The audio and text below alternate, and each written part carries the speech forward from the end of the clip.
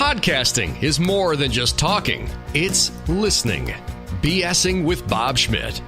Founder of Martin & Martin LLP, one of the largest female-owned African-American law firms in L.A., a sought-after expert on shows like The Doctors, Anderson Cooper, and The Dr. Phil Show, creator of Special Needs Network Incorporated, a nonprofit benefiting special needs kids and their parents, and author of the brand new book, Make It Rain, How to Use the Media to Revolutionize Your Business and Brand. Areva Martin, welcome to the program. Thanks for BSing with Bob. Thanks, Bob. We're talking about growing your power, your influence, and monetizing your brand. And when people think about making it rain, they think about adding something, enhancing something, creating value. So the name of the book was chosen because the book is really about how you create value in your life.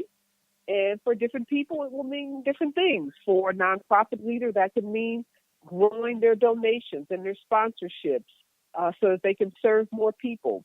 For an entrepreneur, it may mean, expanding their brand, reaching more people. For a mother that's on a PTA board, it may mean getting her message heard, connecting with more parents.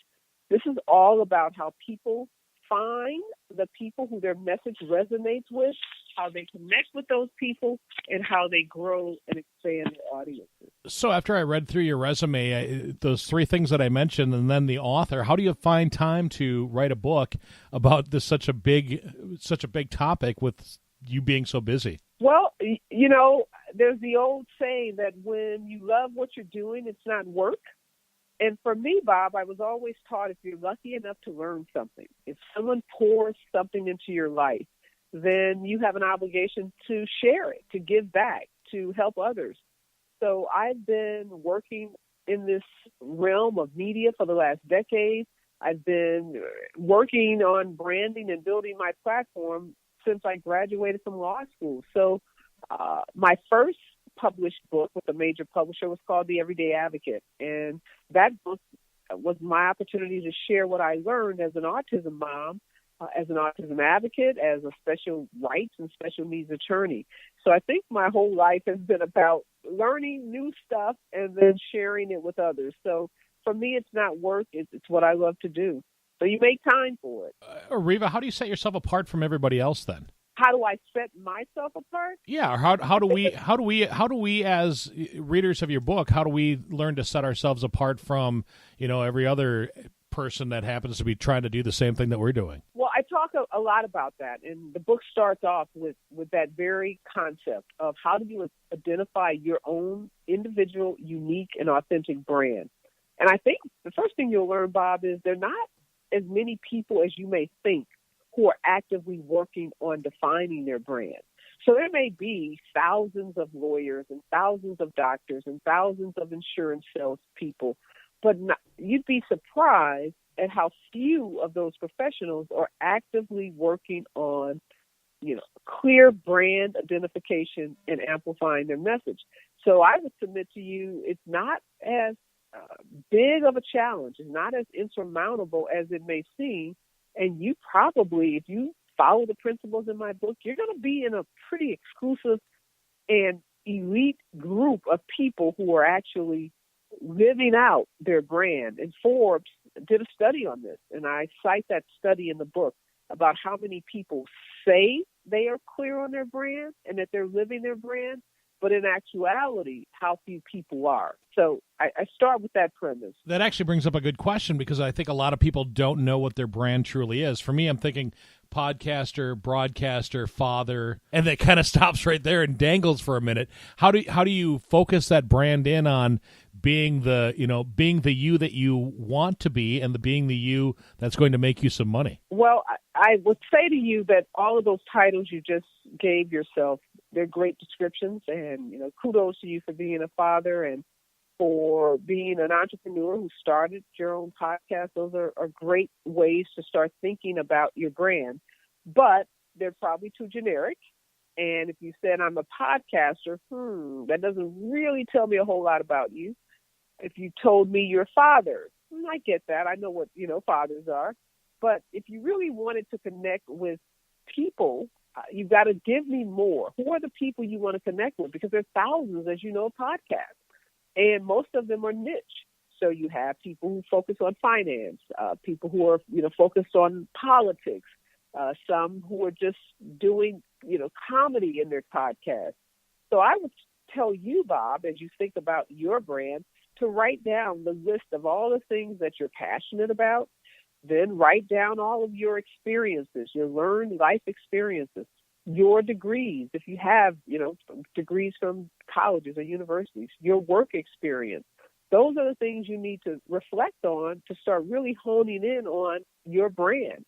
So podcaster, father, announcer, probably too broad.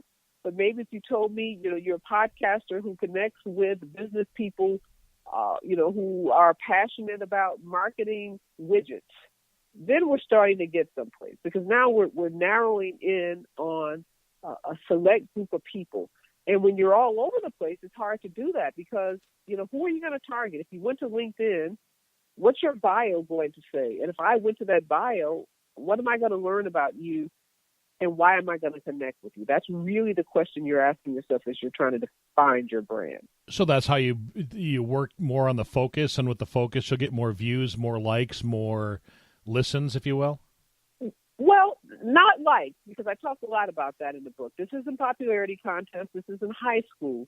Social media, and I have a whole chapter on that. When you're building your social media, you're really focused on engagement, because there are lots of people who have big social media accounts, but they have no influence.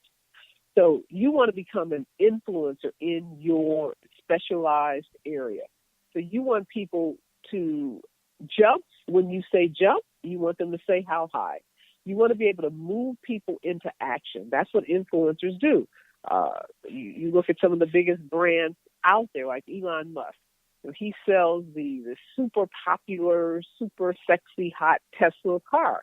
Mm-hmm. And when Elon Musk talks, people listen. When he, tells us that, we should all be looking forward to taking our personal trips to the moon, he has us thinking about that as a real possibility, whereas before we never thought it was humanly possible.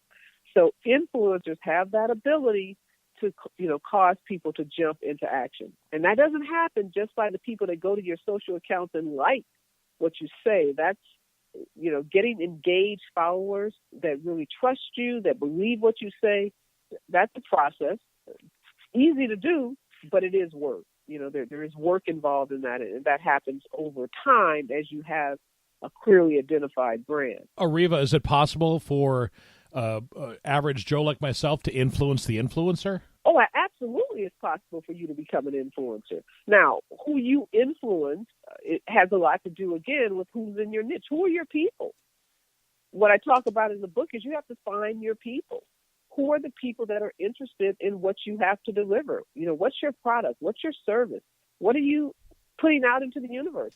If I were to go to you, or again, I keep referencing your LinkedIn account, and looked at the content that you publish to that account, what will I find? Are they articles about cars? Are they articles, travel to Europe? What is the content that you're putting out in the universe? Because that's going to attract your followers. Those are the people that are going to follow you because they have an interest in the content that you're putting out. One of the things that I liked about your book is that you talk about getting over the mindset of bigger isn't always better. But I think that most entrepreneurs and most business people don't see things that way. They have the, bigger is better, bigger is the best. How do people get over that hurdle of thinking that, well, I'm only second best, I'm not the best? How do you break free from that negative thought there? Well, let me be clear. In the book, I don't say that you want to be the best, but the best in your market that makes sense. And when I talk about bigger isn't always better in the book, I'm talking about, again, finding your people. If you own a restaurant on Larchmont Boulevard in a community called Hancock Park in a big city like Los Angeles, and you're trying to find your people are the families that live in Hancock Park, because they're the people who are most likely to come to your restaurant not one time as a tourist, but they're the people, regular patrons of your restaurant. You're going to make your money. You're going to build that restaurant on the people who live in the community that are going to come to that restaurant on a regular basis. So if you're looking to get the message out about that restaurant? Does it make sense for you to be in Iowa talking to groups of people about your restaurant on Larchmont Boulevard in Hancock Park in Los Angeles, California?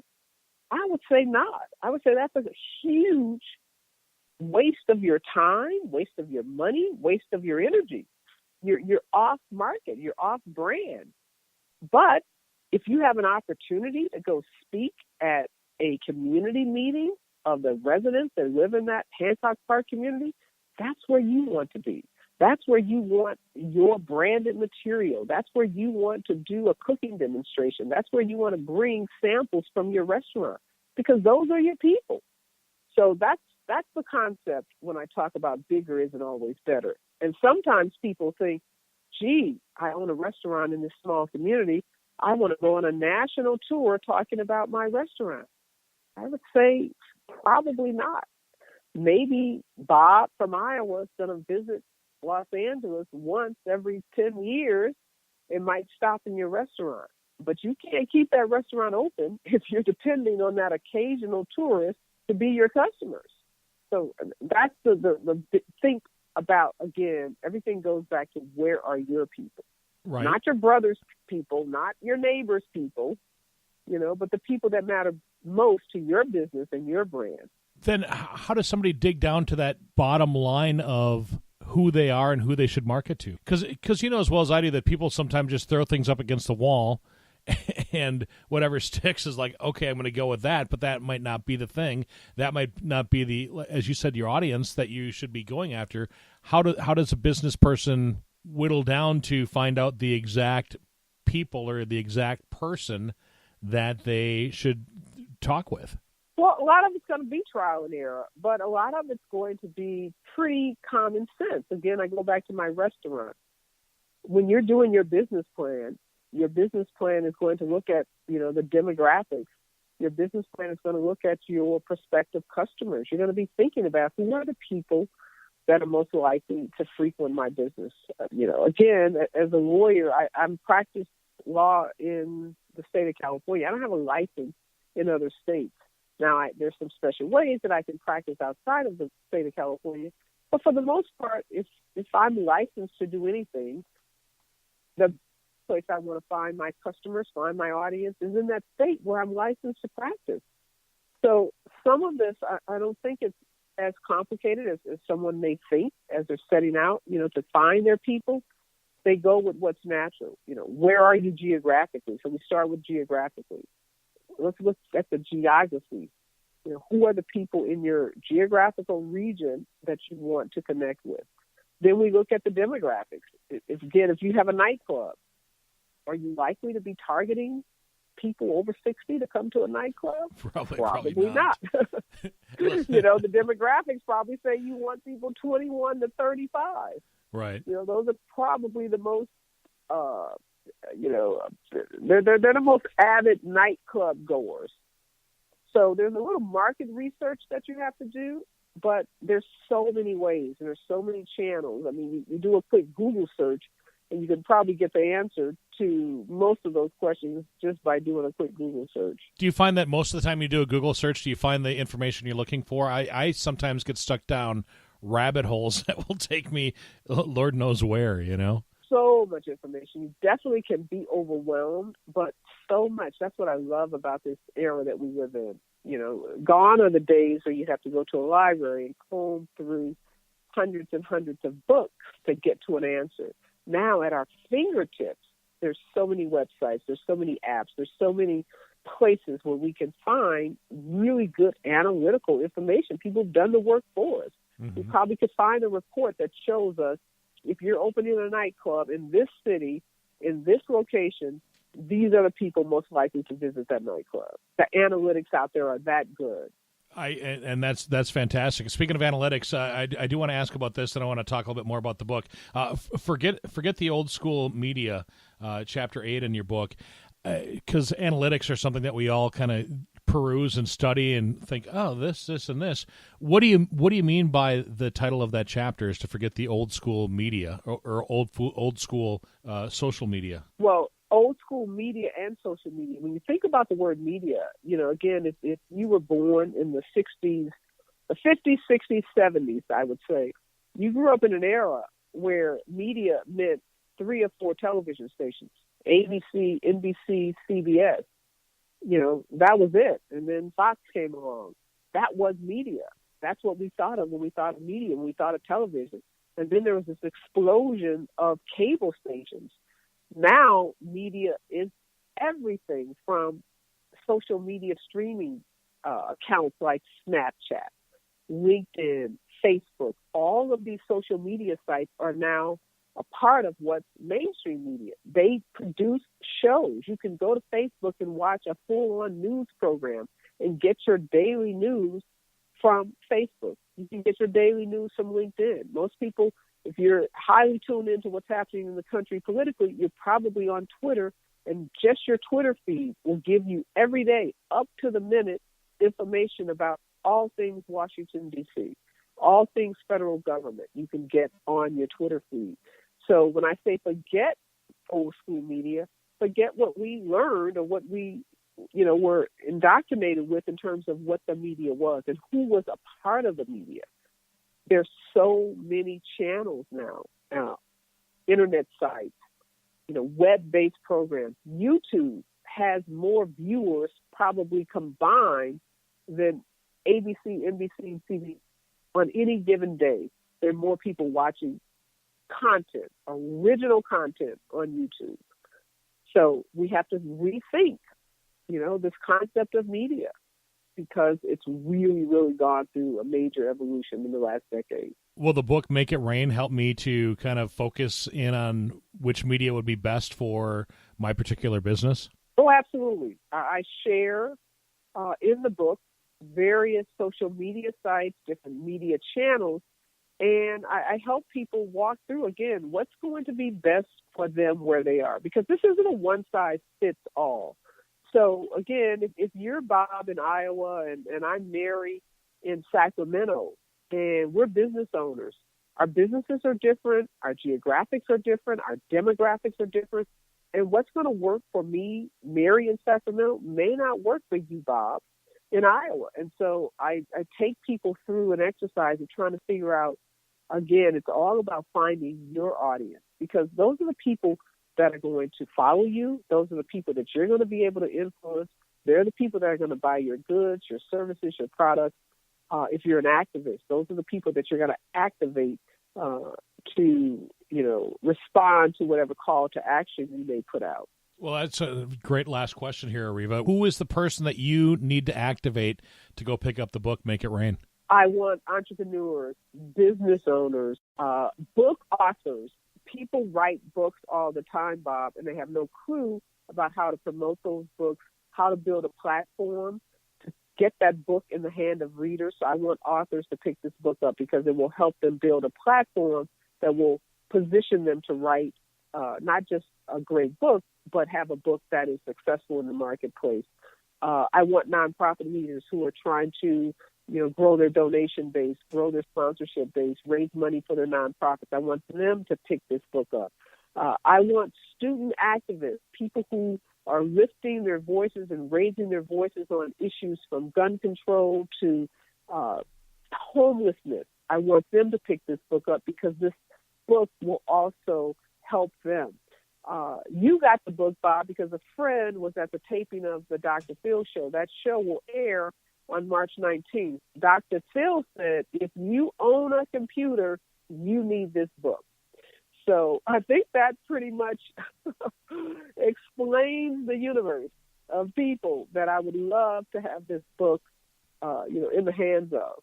Areva, if there's 3 things that my listeners could have as a takeaway of the book Make It Rain, what would those 3 be?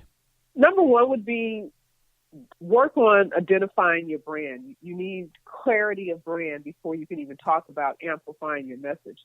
So that would be number 1. Number 2 would be really engaging on social media and not just putting up an account and occasionally checking it, but really committing yourself to engaging on social media, because that's where most of the people you're going to connect with are. And when people Google you, they're going to also look up your social accounts, and they're going to want to see that those accounts are actively engaged They're active and engaged accounts. And number 3 would be, just jump in the game. You've got to figure out some way to start engaging people, whether it's through a blog, a podcast, a regular Facebook Live event that you do on your Facebook page. But if you don't, shine your light, people won't know that you're there. And so many times people have a great product, they have a great service, but nobody knows about it because they aren't shining that light.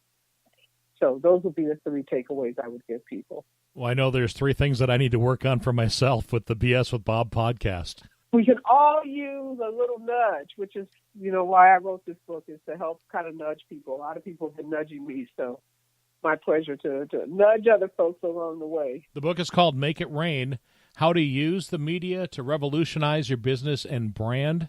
Areva Martin, the author of the book. How do we find your book, and how do we find out more about you, Areva? Great question, Bob. You can go to my website, newly designed, arevamartin.com. You'll be able to pick it up. You'll be able to download it as an ebook, as an Audible book. I'm encouraging people, pick it up, read it, go to Amazon, write me a review. On my website, I also have a blog spot called The Download. If you're a blogger and you want to get your message out to people, I take guest submissions. That's another great way to, connect with your people and to promote your product and services, is to do blogging. So I created a portal on my site where not only do I blog, but I also invite guest bloggers. So they'll find all that information on my website, arevamartin.com.